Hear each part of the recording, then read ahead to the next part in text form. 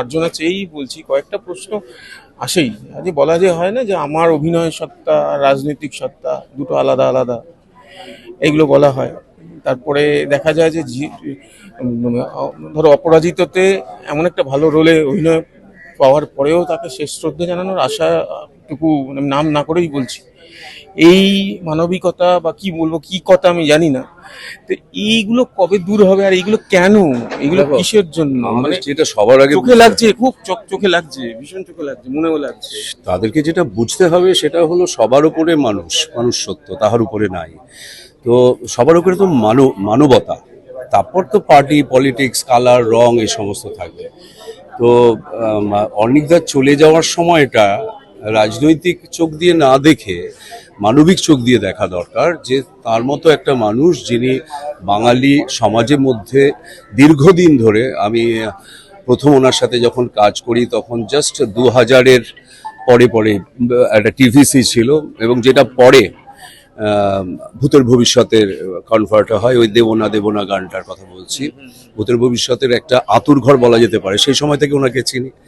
এবং এমন একটা মানুষ, খুব রাজনৈতিক মানুষ না, আবার চরম রাজনৈতিক মানুষ, এবং তার রাজনৈতিক অবস্থান এবং নিজের যে ভ্যালুসগুলো, বড়দের শ্রদ্ধা করতে হবে, স্পষ্ট সত্যি কথাটা সবার সামনে আড়ালে বলবো অথচ জনগণের সামনে বলবো না, এই যে নিজের অবস্থানটা উনি কখনো পাল্টাননি। এই যে বাঙালির মধ্যে এখন সংস্কৃতির জগতে বিশিষ্ট নামেদের মধ্যে যাদেরকে একটু র্যাডারলেস লাগছে, তারা কিন্তু ওই দিগন্তে যে ওয়াচ টাওয়ার থাকে না, যেটা দেখে জাহাজ চলে, তারা অনেকদাকে দেখে এটা পেতে পারে। এবং আমি আবারও বলছি, এমন একটা দুর্ঘটনা ঘটেছে এবং পরপর ঘটছে, মানে আমি রাহুলের কথা বলছি, তার আগে পীযুষদা গেল ওভাবে, পীযুষদাও কিন্তু অ্যাক্সিডেন্টে গেছে, হ্যাঁ।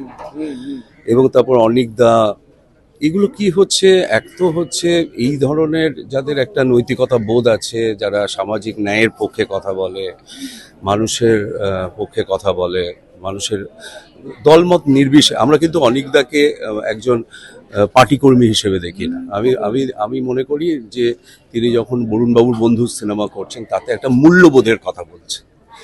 এবং যেটা এখন বড় বড় রাজনৈতিক নেতারাদের সাথে গা ঘেঁষাঘেঁষি করার জন্যে বিশিষ্টজনদের যেভাবে পিছে পিছে ঘুরতে দেখি, তার বিরুদ্ধে দাঁড়িয়ে দেখছি কি যে বাড়িতে তার পুরনো বন্ধু প্রেসিডেন্ট আসবে, সেটা পর্যন্ত উনি উল্লেখ করেননি বাড়িতে। উনি কখনো বলেনি যে বাড়িতে যে দেশের প্রেসিডেন্ট ওনার বন্ধু।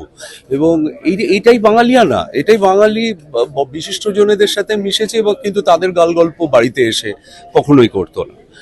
এবং অনিকদার মধ্যেও এটা ছিল, এবং অনিকদা আমাদের এটা শিখিয়ে গেছেন যে এই আদেকলাপনা, গায়ে পড়া, হ্যাঁ, এইগুলোর বাইরে থেকে, সেটা আমাদের দেশের কোনো তারকা হোক অথবা মেসি হোক, আমাদের বিচ্ছিন্নভাবে আমাদের নিজের কাজটা কনভিকশনের সঙ্গে, বিশ্বাসের সঙ্গে করে যেতে হবে। সেইটা যদি আমরা না করতে পারি, তাহলে কিন্তু বাঙালি সমাজের বৃহত্তর সমাজ কিন্তু আমাদের দিকে তাকিয়ে আছে। আমার এই আচরণের যদি প্রতিদিন পরিবর্তন হয়, তাহলে আমি কিন্তু বাঙালি যে বৃহত্তর সমাজ, আমার গুণগ্রাহী, আমার কাজ দেখবে যাদের জন্য আমি সংস্কৃতি জগতে এসছি কাজ করতে, তারা আমাদের সম্মান করবেন না। আমি এই জায়গাটার কথা বলছি। অনিকদা কিন্তু যাই করুন সম্মান পেয়েছে। আজকে তুমি নন্দনে উনি যে বিরোধিতাটা করেছিলেন, তারপরে আজকে সকালবেলায় আমি টিভিতে নিউজ দেখছি যখন, যে নন্দনেই ওনার ছবি লাগানো রয়েছে। এটা সিনেমার লোকের ছবি তো নন্দনে থাকবে, আমরা তো সেটাই চাই। এটা একটা মানে আমি কি বলবো, অদ্ভুত একটা ইতিহাসের বদলা। ইতিহাস এইভাবেই বদলা নেয় অন্যায়ের।